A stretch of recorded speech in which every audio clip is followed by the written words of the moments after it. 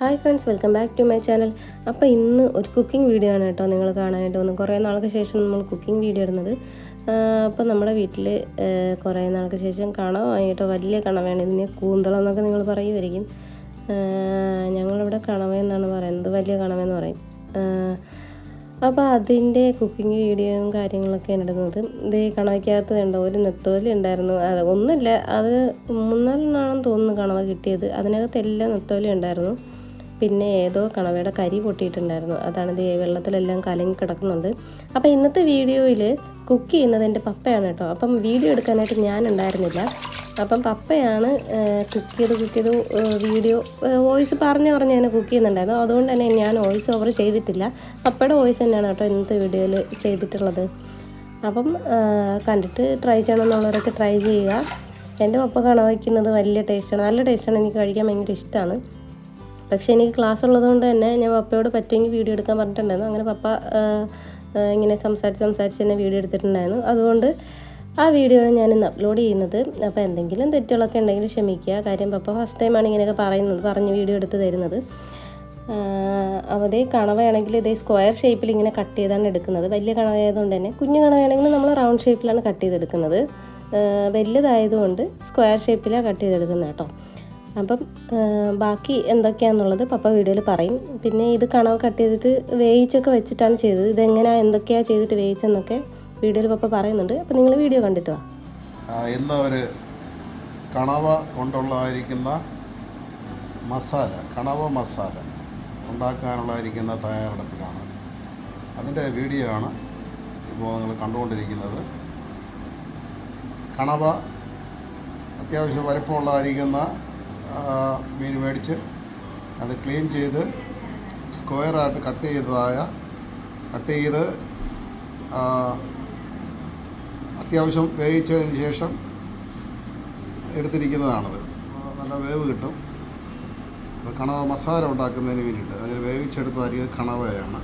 മഞ്ഞൾപ്പൊടിയും ഉപ്പും ഇട്ട് വേവിച്ചതാണ്. നല്ല ഭംഗിയായിട്ട് വേവിച്ചിട്ടുണ്ട്. എന്നാൽ ഫുൾ വേവായിട്ടില്ല, ഒരു 45% വേവ് ഇതിനായിട്ട്. അടുത്തതിൽ ചേർക്കേണ്ടതായിരിക്കുന്ന ചേരുവകൾ: ഇഞ്ചിയുണ്ട്, പച്ചമുളക്, വെളുത്തുള്ളി. ഇതിൻ്റെ കൂടെ ചേർക്കാനുള്ളത് മല്ലിയില, ഇതിൻ്റെ കൂടെ കറിവേപ്പിലയും ഉപയോഗിക്കാം. അപ്പോൾ അതിൽ ചേർക്കേണ്ടതായിരിക്കുന്ന സവാള ആണ് കാണുന്നത്, കട്ട് ചെയ്ത് വെച്ചിരിക്കുക, ചെറിയ സൈസായിട്ട് കട്ട് ചെയ്ത് വെച്ചിരിക്കുക കണവ മസാലയ്ക്ക് വേണ്ടിയിട്ട്. എന്നിട്ട് അതിൻ്റെ കൂടെ തക്കാളി ചേർക്കാവുന്നതാണ്, പുളി കിട്ടാൻ വേണ്ടിയിട്ടാണ്. പുളി ഒഴിക്കേണ്ട. ഇത്രയും ചേരുവകൾ ചേർത്തിട്ടാണ് ഉണ്ടാക്കുന്നത്. കടുക്, വെളിച്ചെണ്ണ ഒഴിച്ച് ചൂടാക്കിയതിന് ശേഷം കടുകിട്ട് പൊട്ടി കറിവേപ്പില ഇട്ട് അതിനുശേഷം സവാള കട്ട് ചെയ്ത് വെച്ചിരുന്നത് ഇതിനകത്തിട്ട് ഷോട്ട് ചെയ്തു. അതിൻ്റെ കൂടെ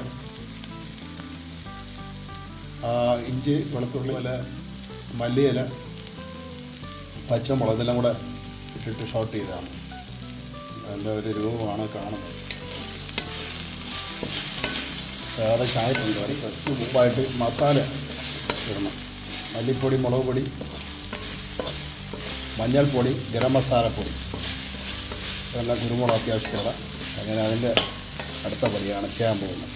ഇത് മസാലപ്പൊടികളായിട്ട് ഷോട്ട് ചെയ്തതിന് ശേഷം കണവ വേവിച്ചതിൻ്റെ സ്റ്റോക്ക്, അതിൻ്റെ വെള്ളമാണ് ആദ്യമായിട്ട് ഒഴിച്ചിരിക്കുന്നത്.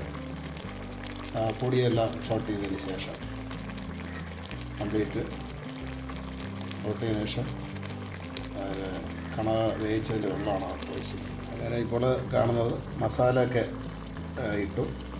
പിന്നെ മസാല ഉൾപ്പെടെ എല്ലാം ഇട്ടു. മസാല ഇട്ടതിന് ശേഷം തക്കാളി, ടൊമാറ്റോ, അതായത് തക്കാളി കട്ട് ചെയ്ത് വേവിക്കാൻ കൂടെ അതിൻ്റെ കൂടെ ഇട്ട് വയ്ക്കും, മസാല തയ്യാറാക്കാൻ വേണ്ടി. കണവ മസാലയ്ക്ക് വേണ്ടിയിട്ട് മസാല തയ്യാറാക്കിയതിന് ശേഷം കണവ ഇട്ടതിന് ശേഷം ഉള്ളതായിരിക്കുന്ന കാഴ്ചയാണ് കാണുന്നത്. നമ്മൾ കണവ വേവിച്ച് വെച്ചിരുന്ന കണവ ഇട്ട് മസാലയിൽ ഇട്ട് മസാലപ്പൊടി എല്ലാം കൂടെ സെറ്റ് ചെയ്തിട്ട് കണവയിട്ട ശേഷം അടുത്ത് ക്രഷ് ചെയ്ത് വെച്ചിരുന്ന ആ തേങ്ങയുടെ കോക്കനട്ടിൻ്റെ പൊടിയാണ് ഇതിനകത്ത് പുറത്ത് പോയിരിക്കുന്നു. അതായത് ഉള്ളക്കളർ കാണുന്നത് അതുകൊണ്ട് നല്ല ടേസ്റ്റായിരിക്കും. പിന്നെ തയ്യാറാക്കുമ്പോൾ വെളിച്ചെണ്ണയിൽ അല്ലെങ്കിൽ തേങ്ങ എണ്ണയിൽ ഉണ്ടാക്കുന്നതാണ് നല്ലത്, രുചി കിട്ടാൻ വേണ്ടിയിട്ട്. അതായത് അവസാനമായിട്ടുള്ള പാചകത്തിൻ്റെ ഒടുവിൽ എത്തിയിരിക്കുക അതിൻ്റെ ക്ലൈമാക്സ്. അതായത് ഏകദേശം ശരിയായിട്ടുണ്ട്, കറിയായിട്ടുണ്ട്, കണവ മസാല ഏകദേശമായിട്ടുണ്ട്. ഇതിന് ഇച്ചിരി കൂടെ ടേസ്റ്റ് ഉണ്ടാകാൻ വേണ്ടിയിട്ട് അല്പം നമ്മൾ തേങ്ങ എണ്ണ ഒഴിച്ചു കൊടുക്കുക, ടേസ്റ്റായിരിക്കും. പച്ച വെളിച്ചെണ്ണ അതിൻ്റെ പുറത്ത് ഒഴിച്ചു കൊടുക്കുക. അപ്പോൾ ഇന്നത്തെ വീഡിയോ ഇത്രയുള്ള വീഡിയോ ഇഷ്ടമായെന്ന് വിചാരിക്കുന്നു. അപ്പോൾ ട്രൈ ചെയ്യണം എന്നുള്ളവർ ഇന്ന് ട്രൈ ചെയ്ത് നോക്കുക, മറ്റുള്ളവർക്ക് കൂടി ഷെയർ ചെയ്ത് കൊടുക്കുക കേട്ടോ. ചാനൽ സബ്സ്ക്രൈബ് ചെയ്ത് കാണുന്നുണ്ടെങ്കിൽ ഒന്ന് സബ്സ്ക്രൈബ് ചെയ്ത് സപ്പോർട്ട് ചെയ്യുക. അപ്പോൾ പുതിയൊരു വീഡിയോ കാണാം. ബൈ.